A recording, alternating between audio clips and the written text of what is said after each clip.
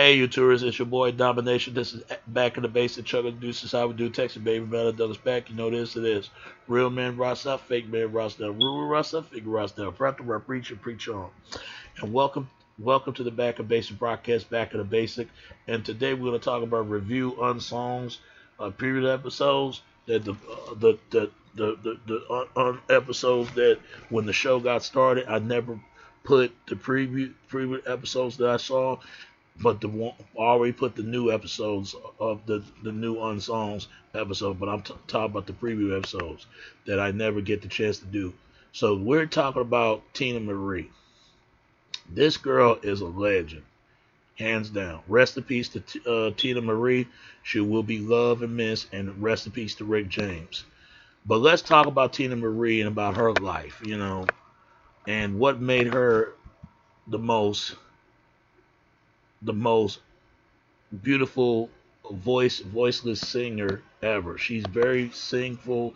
She's a um, soulful moment singer. What made her the great made her as a beautiful voice, the voice of to move a whole town generation. You know what I'm trying to get at. Okay, Teena Marie, born Mary Kristen Brooklyn, Brooklyn, March 5th, 1956.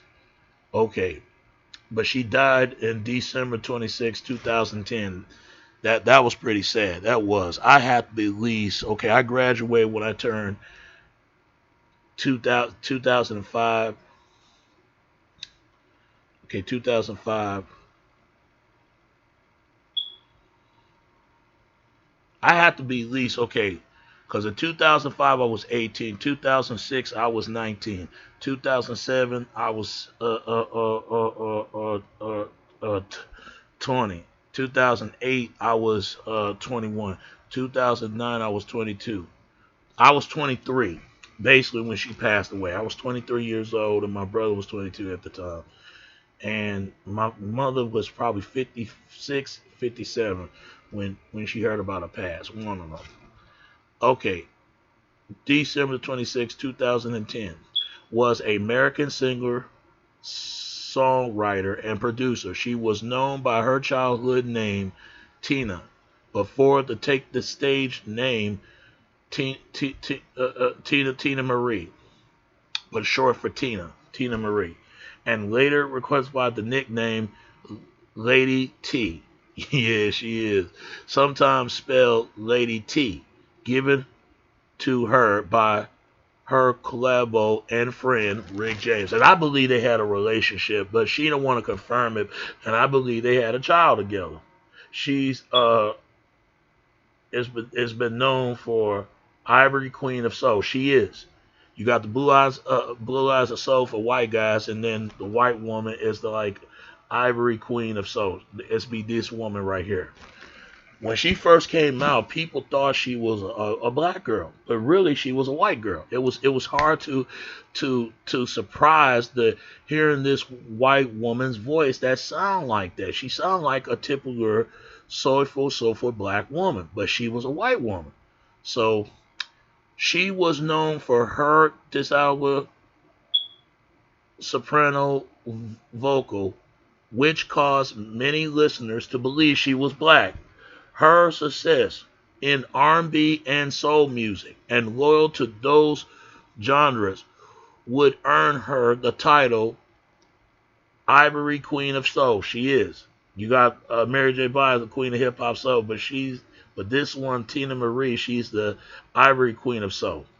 She formed rhythm guitar, keyboard, and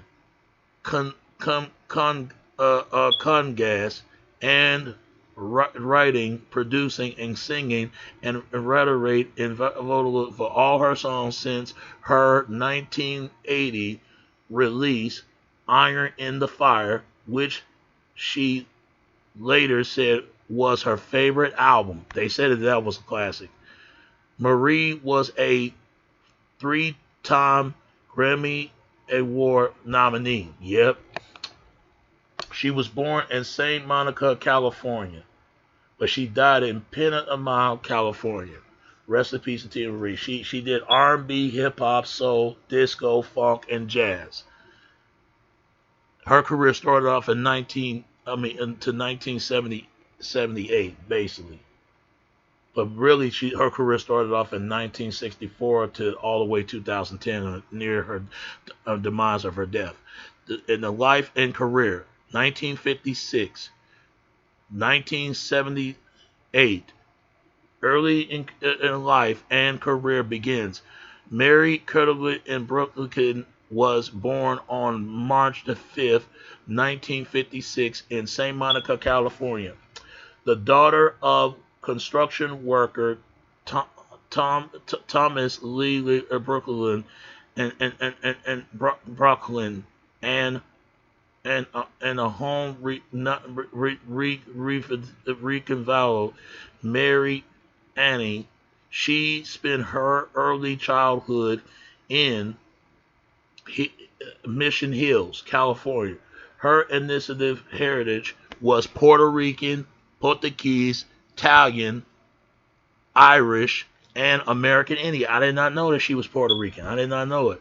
Or Portuguese. Portuguese means she's Brazilian, if you don't know what that means. And American is like Native Americans, all different tribes and natives.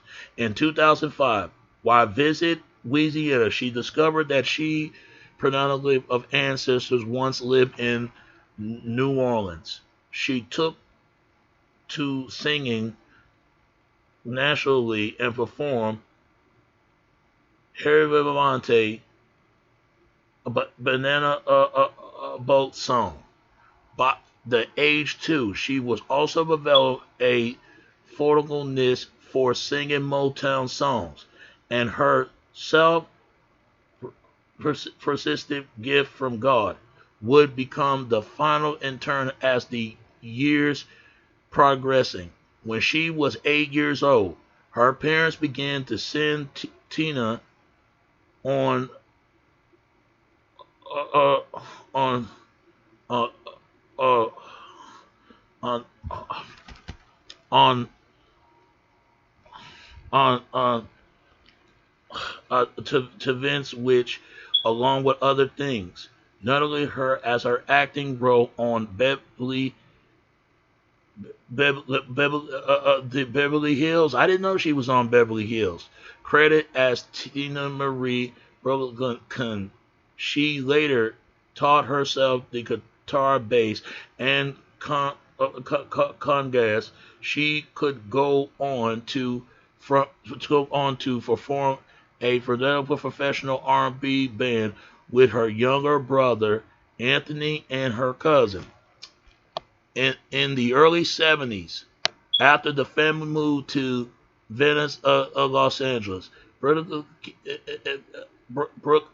and Ken spent her adolescent years in the historically black Venezuela, an incredible of Oakwood, nicknamed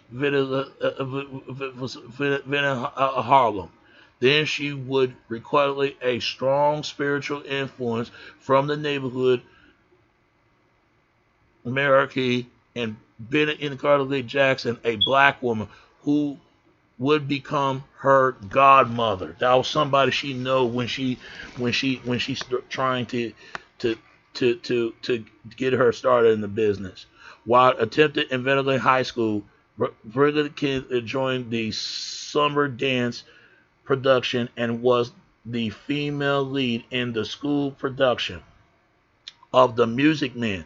She also fronted a local Venezuela rock band, True to Family, in 1974-1975. The band members are her high school classmates. Following the graduation,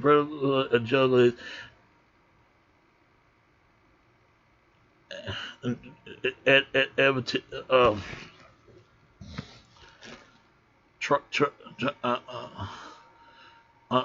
contestants for the Valley record companies would study the English literature at Santa Monica College. She credited her love of reading with helping her to write lyrics.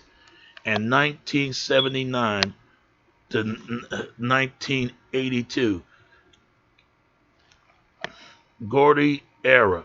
In 1976, Brooklyn Connor as the lead of a band. She was essentially which included a longtime friend, Mickey, Mickey, Mickey Watkins, Mickey Boyce, that's his name, Mickey Boyce, Mickey Boyce again, and introduced to Motown Records, stuffing a producer Hal Davis, better known for his work with Vinegar and Highway at the Jackson 5. It lead a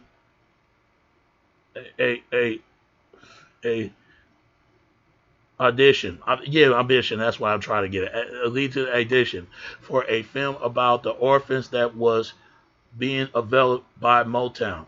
The project was straddled by the label boss Berry Gordy, impressed of her singing and have no need for a musical group, decided to sign her as a solo artist.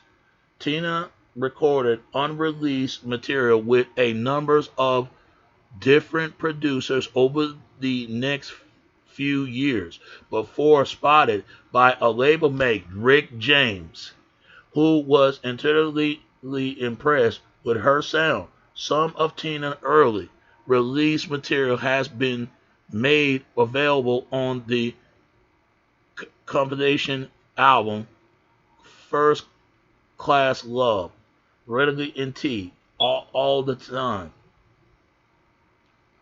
James, already posted as a successful recording artist, was tapped to produce for Donna Ross, but changing his mind and decided to work with Brooklyn Connolly instead. I didn't know that. This result was her debut album release, Wild and Peaceful. The album was at one point during to the being credited Tina Tyson, but ultimately was put out under Teena Marie, the name by which she would be known without her remain career. It was scored Teena Marie, her first top 10 R&B hit. I'm a sucker for your love. 8 R&B singles charts. A duet with James. Either the album, it's the package has been pictured on her, and many radio programmers assumed was black. But during the early months of her career, the myth was disproved when she performed her debut hit with James on the Soul Train in 1979, began the show first white female guest. She would appear on the show 8 more times, more than any other white act, because they didn't believe she was a black woman. They believe she was a white woman, because Berry Gordy didn't want. They said Berry Gordy did not want to put Teena Marie's picture out there because he don't want them to know that she was a white woman. They couldn't believe this with a beautiful voice come out of a white female.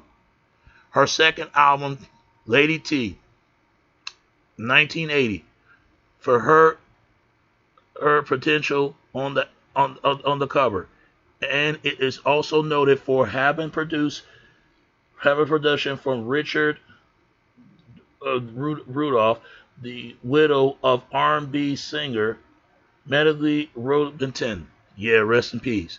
Teena Marie has asked Berry Gordy to contract Rudolph and sort of his input, as Rick James was unavailable and she felt unprepared to be sort of a produce of her own material. Rudolph had intentionally for a song he penned. Now that I have you for his wife, Penelope and Riverton, but offered to Teena Marie for Lady T.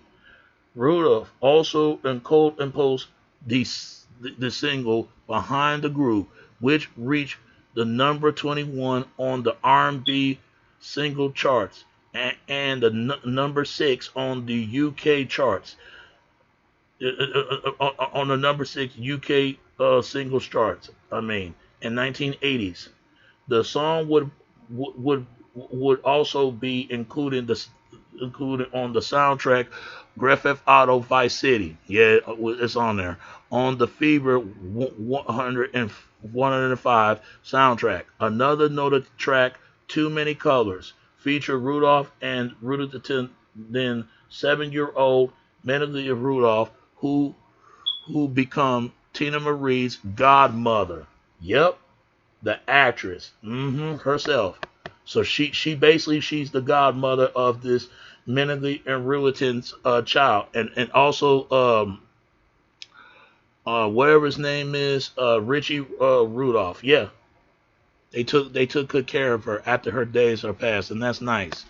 And also in 1980, Teena Marie released her third LP, The Iron in the Fire, for which she handled most of the writing and production of herself, an achievement and considered readily at the time for a female artist. The single "I Need Your Love," 37 pop, number 9 R&B single, brought Teena Marie her first top 40 hit, and also peaking at number 28 in the UK charts. That same year, Teena Marie appeared on James' album Street Songs with the duet Fire and Desire. That is a classic song right there. I'm gonna tell you about that. The R&B BET Awards, man. They don't make awards like that anymore. What happened to music, man? Where is it all gone to? It went gone into there'd be no music no more. I don't know what happened. In an interview, Teena Marie said she had a fever at the time. Yes, she said that, and yet managed to record her vocals in one take. After the session, she was drove to a hospital. The two would perform the single at the 2004 BET Awards, would be the last TV appearances, yep, with one another, as James died later that year. After he died, she died as well, and that was sad, man. Teena Marie continued her career with Motown in 1981 with the release of Maybe Magic, number 2 R&B charts, her first golden record, which her then biggest hit on R&B, Square Biz. I know Square Biz. That's my song right there. Three. I wasn't around when that song was around, but I listened to it later when it been out. Number 3 R&B single, and other noted of tracks including Portuguese Love featured a blooded and uncredited collabo cameo by James. Number 20, number 54 R&B single. The title track may be Magic. Number 30 R&B single, and the album only track, Yes Indeed, which she considered as a favorite, as a person favorite. That's her favorite that she said. That's a favorite. That's what that was what she was saying. And in 1982, Teena Marie got into a heated legal battle with Motown Records over her contract and disagreement about her new material. The lawsuit result in the penalty invites, which make it illegal for a record company to keep a artist under the contract without release new material for that artist. And in much assurance, artists are adamant to sign and release with another label instead of being holding back by unsupported one. Teena Marie comment on the law in a LA Times article saying it wasn't something I went out to do. I just want to get away from Motown and have a good life.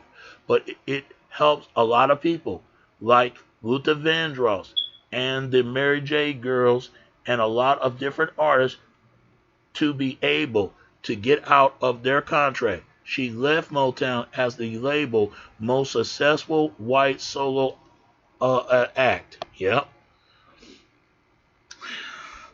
And in 1983, in the 1990s, the ethnic era, the contract by the F. Records in the fall of 1982, after the expression dismay over her Motown contract, Teena Marie signed a worldwide deal with the Columbian Records, and settled out that also allowed her to publish her own publishing company, Midnight Magnet. Afnic released the concept album Robbery, which featured the hit Fix It and number 21 R&B, as well as a Shadowboxing and Casanova Brown. The letter was one of many tracks Teena Marie Wood wrote over the years about her real life romance one time mentor Rick James. Everybody knows they had a relationship to each other, but she not confirming. But even though there's rumors that are going on now they had a relationship, they had a daughter together. They never confirmed it, but I believe it's true. You never know. She no one knows about that. I mean, everybody kept their personal life, but I understand. But people knew. I always knew. The relationship has ended by that point. But the two continued a sometimes tentative friendship until James' death in August 2004. Yep, I was like 17 when he passed away, man. I was sad. In 1984, Teena Marie released her biggest selling album, Star Child. It's one of her biggest hit, Lover Girl, which peeping at the number 4 on the U.S. Billboard Hot 100 on charts in March 1985, and at the number 9 on the R&B charts. The label also released the memorable R&B hit "Out on a Limb," which peeping at the number 56 on the R&B charts, but didn't break the Hot 100. 14K was featured on the soundtrack of the album Goonies. Yeah, that's a classic. That's a classic movie, man. If you've never seen the Goonies, go see that movie. It's one of the best childhood of kids movies that you ever seen in your life. Go watch it if you've never seen it. In 1985, but was not a hit. Only make the U.S. R&B chart at number 87. In 1986, Teena Marie released a rock music influenced concept album titled Insidious City. It was a controversy with her and published fan base and not as successful as its predecessor. She was also recorded the rock influenced title Lead Me On, production by Kodak and Mineral for the soundtrack of the box office hit film Top Gun in 1986. I think when you cross over, you lose your white audience more than you lose your black audience. It's hard to please the white audience just as much hard to please the black audience. Audience honest. I don't see no difference. It's very difficult to deal with that, especially a black artist and a white artist have to deal because you have to stay within the genre audience and who you pledge your audience to. That's hard to deal with. In 1988, she returned to R&B and funk, released the critical acclaimed album Naked to the World. That album critically hit Ooh La La La, which featured which reaching the top of the R&B hot R&B hip hop singles and tracks charts and was her only number one hit, her only number one single on that chart. That's what I was trying to get at. During her 1988, the Naked to the World tour, Naked to the World concert tour, she suffered a fall and was hospitalized for 6 months. Damn. Yep. Teena Marie released Ivany in the last. I mean, Teena Marie released Ebony in the fall of 1990. It was peeping no pop hits, but it featured experienced two R&B hits. Here looking for looking at you. Number 11 R&B. If I Was a Bell. Number 8 R&B. Yeah, she falls some hard times. And 1991 and 2003. Hensley and Passion Play and Black Rain. During the 1990s, Teena Marie classic R&B, soul and funk records are either sampled by hip hop artists or covered by R&B divas. Teena Marie herself is represented as something of a pioneer in helping to bring hip hop to the mainstream by becoming one of the first artists of her time to rap one of her songs, rap one of her singles. And the Adderall Square Biz, yeah, it is a rap song, kind of like an R&B and pop and all that together. In the hip hop portion of that song, she mentioned some of her influence. Senator and Sharon and Vince Hun and Shadow and Adam and Bach, Shakespeare, Maya and Angelo, and Nikki and Gungena. In 1996, the Fugees paid tribute to her by and pretty lovely the vocals of her hit "Ooh La La La." Yep, 1988 into its own Fuji La La. Yeah, that was a classic, man. They brought that back. In the fall of 1994, Teena Marie released a passion play on her independent album, Shutterlip Records, lacking the backing of a major label. This album sold less while than her early albums, but was well received by the fans. Yep. Independence is the way to go. And certainly the Teena Marie devoted most of her life to raise her daughter, Annalie Rose, who has been adopted the stage name Annalie Attleboro and is pursuing her own singing career during the late 90s. She began working on a new album titled Black Rain. She was unable to cover covered a major label deal for for the album and did not want to put out on her own satellite label in the light of the monthly sales of Passion Play. However, in a review of her impression for a promotional purpose was widely bootleg along with the fans. This literally detracts the Mackin game. I take the pressure, baby. I am your theme. My body is hungry. My body is hungry. You know that is. And ecstasy. I am on fire. Watch what you got me for. What you got for me? Black Rain in 1999. Butterflies, Spanish Harlem, and Blackberry Player. The perfect feeling and Rainbow Audi Road. Most of those tracks in real on the later album, they the Voodoo and Shedlika and Congo Square, and a beautiful in some cases, and that'll lead the Mackin game and Spanish Harlem and retitle and Merida Moldamba on a beautiful, in which it utterly reworked a version.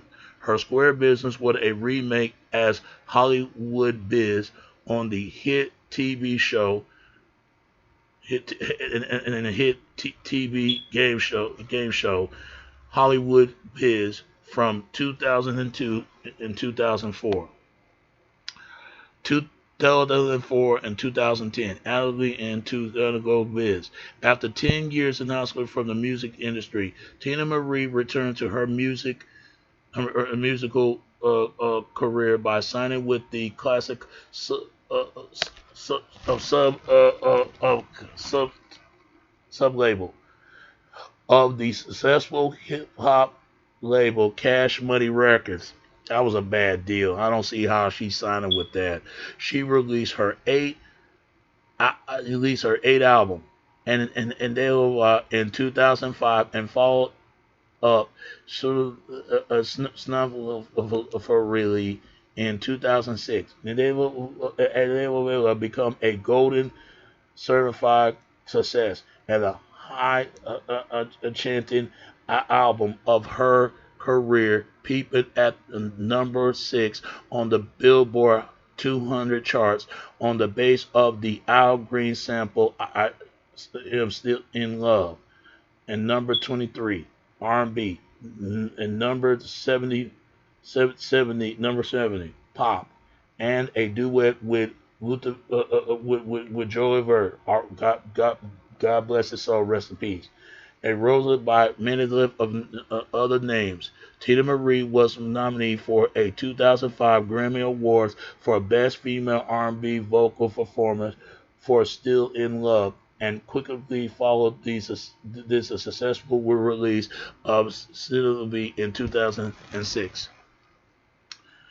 Okay, with, with, while the sales are not as strong at this time, the album peeping at the number 24 on the pop charts, the release in at yet another R&B top 40 hit, Ooh Wee, number 32, and it also reunited her on God Has Created and Cruising Control with Smokey and Robinson and the early Motown mentors, with a whole style she had in innovate on her early hits, much as Young Love. Teena Marie part ways with Cash Money Records at the release of Shinelli on September 19, 2008. Teena Marie performed in a concert at B.B. King Blues Club in New York City. She took this time to play a couple of finished tracks from her up and coming album Kenneth Biz, and she received a positive response from the crowd. Congo Biz was released on June the 9th, 2009. A stats in Columbia Records. Teena Marie have described the album as personal and spiritual, and dedicate that it was more jazzly influenced than most of her previous work.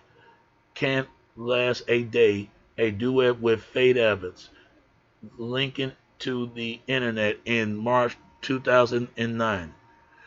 Teena Marie said of Faith, Teena Marie said of Evans, it was after I have recorded the song I Can't Live a Day, I got an idea to put Faith on it. I always love Faith and her vocals, her vocal style. She reminded me of me for her relations, her relation with Biggie, because Faith Evans had a relationship with Biggie, and Teena Marie had a relationship with Rick James. They both lost the person that they love. Some they can love and endure for they never lose a person that they love, because that's hard. When you lose a person you love, you lose a part of yourself, who the person you miss the most, and you're going to unite them one day. Having a career with him and without him, it reminds me of me and Rick James. I feel like she was young me. Of the younger ladies, she the one I love the most, because she was strong. She had to get through to the biggest steps, and just like she had to get through of Rick James' death, and that's sad. Meanwhile, with the wrestlers, regardless to regardless to her early life, it inspired for Carnival's quiz in June in January the 2010. I mean, Teena Marie told Lee Taylor, edited of Blues and Soul magazine. I want to do more songs. I want to do I want to do songs that reflect the things that I loved when I was growing up. Every single song on the record is dedicated to someone or musician, the giant that I love. Excuse me. The pressure is dedicated to Rick James. I can't last a day. Is dedicated to the gambling and stuffly sound, the Philly international sound. Then Baby I Love You and Ear Candy are dedicated to Marvin Gaye and Christopher Medfield, with the memories of riding down Crenshaw in L.A. in Jeeps and bumping to the music on the 808 and etc.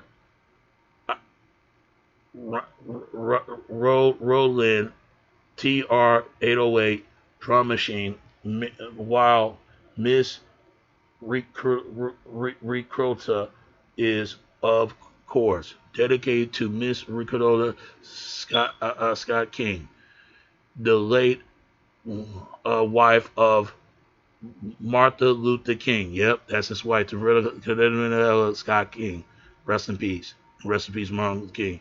The Sales Weekly, the album, approved another successful, reaching the top 20 on R&B Top 200, and giving Teena Marie a yet another top 10 R&B charts enter. In 2010, Teena Marie continued to be a headline on the Las Vegas Strip, appeared regularly at the Las Vegas Hilton's and other rallies until just before her death.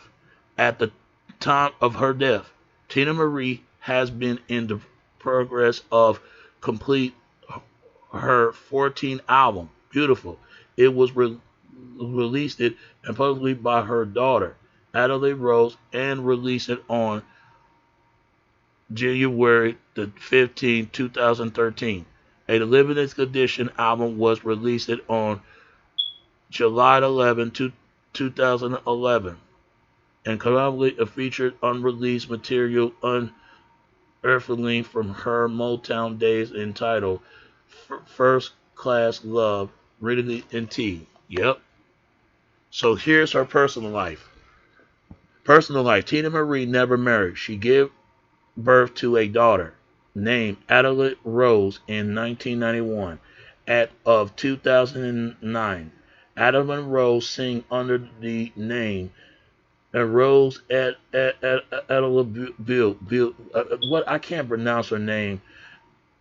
Okay, Adelaide Rose singing under the name Rose Adelaide. That's her name. I can't pronounce it. Throughout her career, Teena Marie lived in Inglewood and Honolulu, Los Angeles, before settled in Pentland, California in the mid 1980s. Teena Marie was the godmother to Marvin Gaye's daughter, Natalie Gaye, as well as to American actress and comedian Melody and mentally Rudolph, daughter of the singer-songwriter Manly Rubenton, rest in peace, and composer Richard Rudolph. She also cared for Rick James' son, Rick Jr., and the family friend,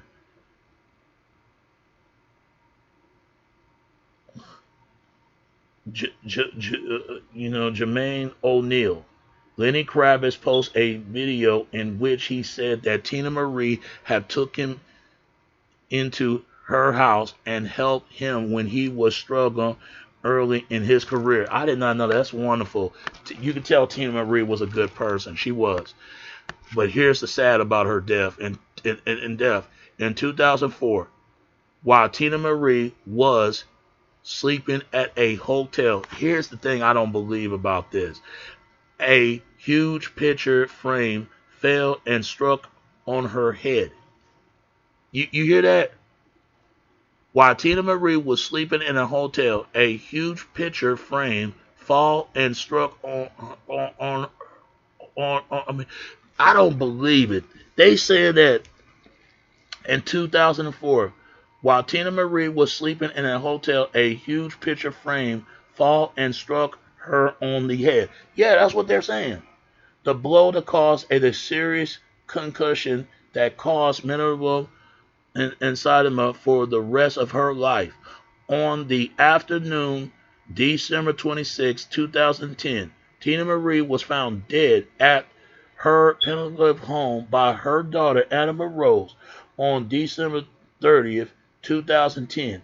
The autopsy was performed by the Los Angeles County Coroner, who found no sign of appeared in trauma or a cumulative cause of death. So you mean to tell me this woman died of a falling picture frame struck in her head, but there was no cause of trauma to the brain or this sort of cause of death? It sounds like murder if you ask me. I'm going to leave that alone. Because once she signed with Cash Money, what that tell you right there? That looked like a sacrifice for Cash Money. I'm going to leave that alone. You know what I mean? Because there are many. There are some artists that died in Baby's label and his brother. From Magnolia Shorty, Badass Yellow Boy, and there were rumors going on that Baby had something to do with that, or better yet, the Music family, the Bananas family, or whatever, from Mystical dating Mystical's sister or whatever, or they say that Baby had something to do with the shooting of Lil Wayne's bus. Almost died by the cause of Baby. I tell you, so much shit, man. You just don't know. It's not worth it, be famous, not. And you'll see why. And cause stuff like this. Get out while you still can. When you can't have a life, you're gonna lose a life. Including she have died from cause. She died of natural cause. She have suffered a tyrannical conduct and says a month before. A memorial service was held at Forest Lane Forest Lane ceremony on June the 10th, 2011. Along with those in attempted are Stevie Wonder, Williams, Smokey Robinson, Queen Latifah, Lisa Ray, Sinbad, and Teddy and Armstrong, and Shanice Wilson, and Barry Gordy Jr. Yep. May she rest in peace, but I still say she was murdered. She was taken out of there. Wild and Peaceful, 1979. Lady T, 1980. Iron in the Fire, 1980. It Must Be Magic, 1981. Robbery, 1983. Star Child, 1984. And Liberty City, 1986. Naked to the World, 1988. Ebony, 1990. Passion Play, 1994. And Dead of the Lot in 2005. And Stood Up to Beat in 2006. and Congo Biz 2009, and Beautiful in 2013. That was her last album, but her past. Those are studio albums. Only thing I could say about this, about Teena Marie, even if it was known for murder or cause of the death of her death, Teena Marie, whatever you in heaven, we love you, miss you, and pray for you and your whole and your entire family, and the love for the fans that you do it for many years to come. That's all I can say about that. And what you think of the whole Teena Marie? Do you think her death was a foul play on this? Because they just don't seem right. A picture frame just struck in her head, or somebody was in the room and struck in her head. That's just to me. It can happen like that. Don't get me wrong. It can happen. Accidents do occur. Would happen. But there's something ain't right to this. But the only thing I say about her music and her legacy, she will be loved and will be missed. And she joined United to Rick James. So rest in peace to Teena Marie. We love you, miss you, and you will live on many years to come. That's all I can say. It's your boy Domination. This is Back of the Basic. Chunk of the Deuce out. Ticks, baby. Until next time. All right. Peace. I'm out. All right. Peace.